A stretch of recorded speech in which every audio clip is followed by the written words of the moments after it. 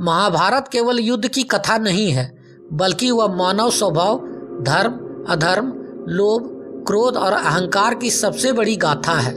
जब भी महाभारत की बात होती है, एक प्रश्न बार बार उठता है, महाभारत का सबसे बड़ा दोषी कौन था? क्या वह दुर्योधन था जिसने अपने भाइयों से राज्य छीना? क्या वह शकुनी था जिसने पूरे कुरुवंश को विनाश की आग में झोंक दिया? क्या वह दुशासन था जिसने द्रौपदी का अपमान किया?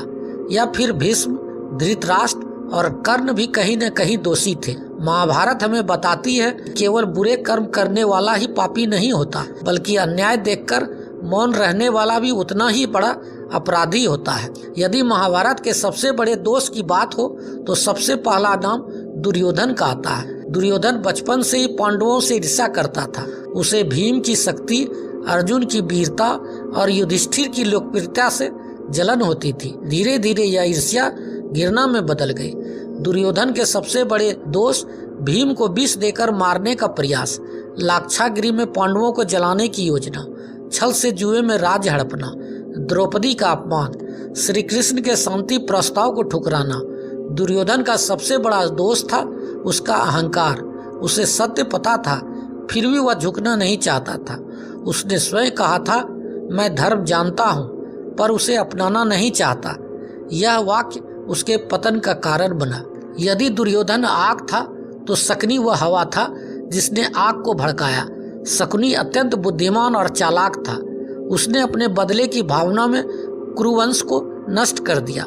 शकुनी के पाप दुर्योधन के मन में विष भरना, जुए का षड्यंत्र रचना, धर्म को छल से हराना, भाइयों को भाइयों के विरुद्ध खड़ा करना।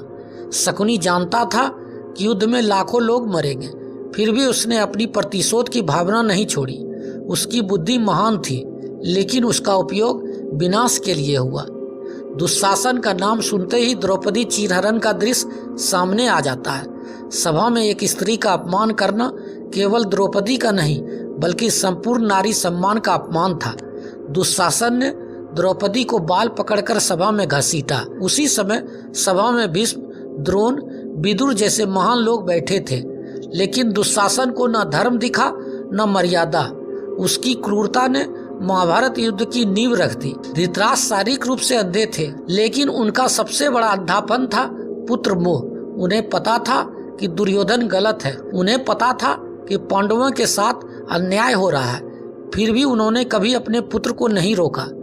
धृतराष्ट्र की सबसे बड़ी गलती अन्याय देखकर मौन रहना, दुर्योधन को कभी दंड न देना, राज्य धर्म से ऊपर पुत्र मोह को रखना। महाभारत हमें सिखाती है कि गलत व्यक्ति का साथ देना भी अधर्म है। धृतराष्ट्र ने सीधे पाप नहीं किए, लेकिन पाप को रोक भी नहीं पाए। भीष्म पितामह महाभारत के सबसे बड़े सम्मानित पात्रों में से एक थे। उन्होंने आजीवन ब्रह्मचर्य का व्रत लिया, हस्तिनापुर की रक्षा की और अपार त्याग किया, लेकिन उनके जीवन का सबसे बड़ा कलंक था द्रौपदी अपमान के समय मौन रहना। जब द्रौपदी ने सभा में पूछा, क्या मुझे दांव पर लगाना उचित था, तब भीष्म धर्म जानते हुए भी स्पष्ट उत्तर न दे सके। उनका मौन अधर्म की जीत बन गया। महाभारत यही सिखाती है, जब धर्म संकट में हो तब मौन रहना भी पाप है। कर्ण महान योद्धा और दानवीर था। उसका जीवन संघर्षों से भरा था, लेकिन उसकी सबसे बड़ी कमजोरी थी दुर्योधन के प्रति अंधी निष्ठा। कर्ण जानता था कि द्रौपदी का अपमान गलत है, फिर भी उसने द्रौपदी का अपमान किया। उसने दुर्योधन का साथ धर्म के लिए नहीं, बल्कि अपने अपमान और बदले की भावना के कारण दिया।